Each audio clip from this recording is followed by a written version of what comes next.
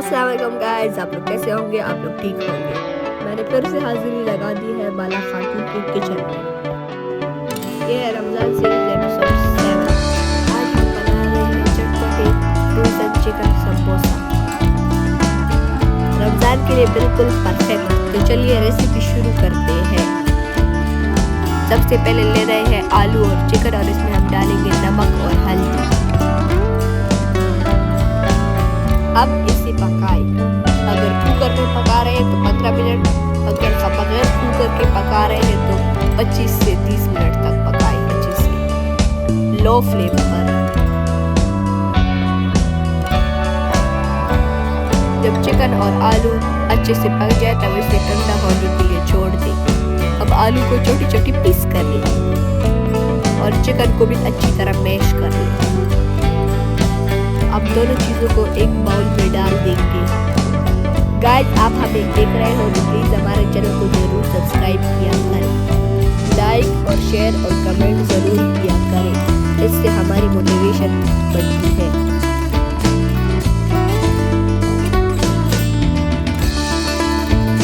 तो देखिए गाइस, अब हम सब्जियां चॉप करेंगे। इसके लिए हम ले रहे हैं हरा धनिया और टमाटर और प्याज और हरी मिर्च।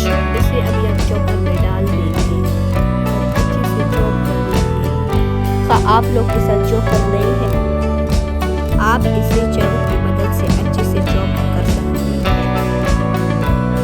तो देखो गाइस, आजकल के चॉपर का यही हाल है, एक टमाटर भी नहीं पीसा जा रहा। आलू और चिकन को चॉप की हुई सब्जियों में शामिल कर लेंगे और इसको अच्छी तरह मिक्स करेंगे। बारी है मसालों की। अभी हम इसमें शामिल करेंगे लाल मिर्च कुटी हुई, रेड चिली फ्लेक्स, 1 चम्मच चाट मसाला,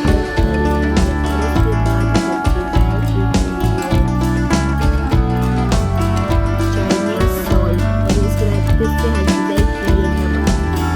चाइनीज सॉल्ट को आप लोग मर्जी डालें या नहीं डालें, इसमें कुछ फर्क नहीं।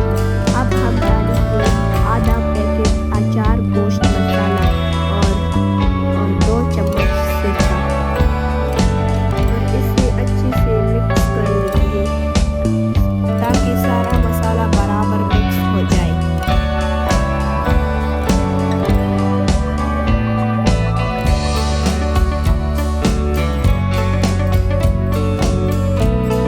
ये दोस्तों, हमारा चटपटा और मजेदार समोसा मसाला तैयार है।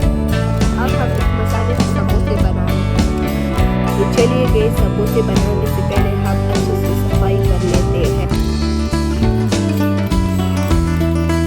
समोसा पट्टी बनाने की हमारी पूरी रेसिपी यूट्यूब चैनल पर मौजूद है, जिसका लिंक डिस्क्रिप्शन में दिया हुआ है। जरूर चेक करें और इस रेसिपी को भी लाइक शेयर कमेंट जरूर किया करें।